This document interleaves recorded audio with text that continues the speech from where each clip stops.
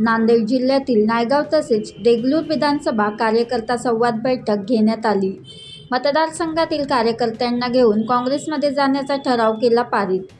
नांदेडचे दिवंगत खासदार वसंतराव चव्हाण यांच्या दुःखद निधनाने नांदेडमध्ये काँग्रेसची पोकळी निर्माण झाली असून ती भरून काढण्यासाठी त्यांचे चिरंजीव प्राध्यापक रवींद्र चव्हाण यांना लोकसभा उमेदवारीसाठी नायगाव विधानसभेमध्ये डॉक्टर मिनल खतगावकर यांना निवडून आणायची आहे।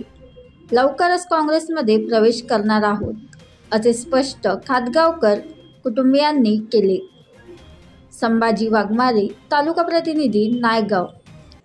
आजची मीटिंगच त्या निमित्तानं होती की मला आपल्या जनतेला विचारायचं होतं की अशा प्रकारचा प्रस्ताव आहे की लोकसभेला आहे ते रवींद्र चव्हाण यांना निवडणुकीला उभं करायचं आणि विधानसभेला जे आहे ते मिनलला डॉक्टरला उभं करायचं। तर त्याबद्दल काय करावं असं तुमच्यासमोर मी सगळ्याशी चर्चा केली आणि मला अतिशय आनंद आहे 100% लोकांना त्या गोष्टीला प्रतिसाद दिला आणि प्रत्येकाने सांगितले की हा निर्णय चांगला आहे आणि आपण काँग्रेसमध्ये जाऊन मिनलला उभं करा असं आमच्या सगळ्या कार्यकर्त्यांनी आज ठराव केला।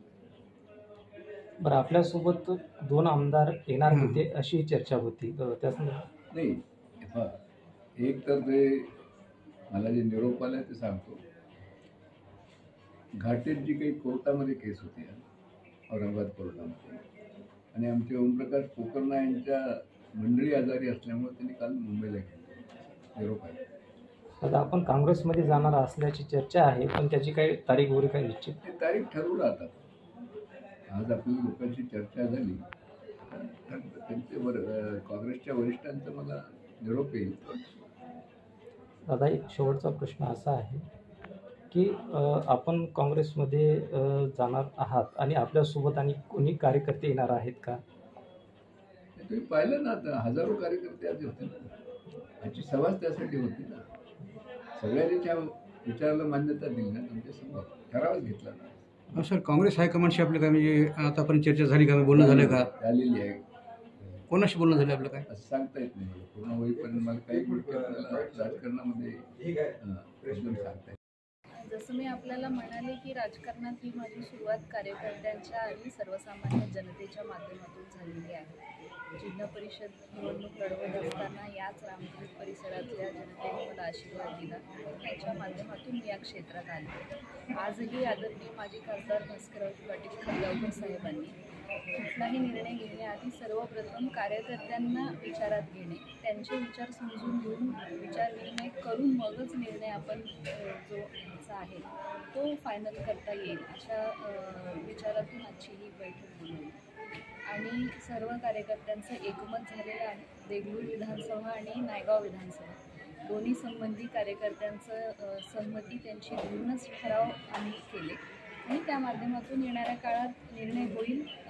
प्रवेश केव्हा करायचा आहे दादा सांगतील आणि आम्ही सर्व प्रवेशासाठी आणि पुढे महाविकास आघाडीमध्ये आणि काँग्रेस पक्षामध्ये काम करण्यासाठी सज्ज आहोत।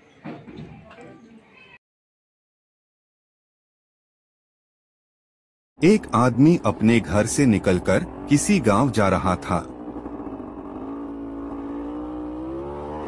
पर अचानक शहर से कुछ दूर ट्रक के साथ टक्कर में एक्सीडेंट हो जाता है।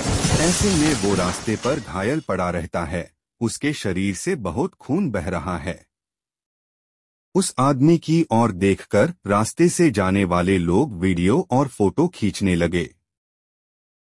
एक आदमी उसका मोबाइल उठाता है और कहता है, इसके पास तो एंड्रॉयड मोबाइल है, पर मोबाइल लॉक किया हुआ है, इसके परिवार वालों को कैसे बताया जाए। सोच में पड़ जाता है।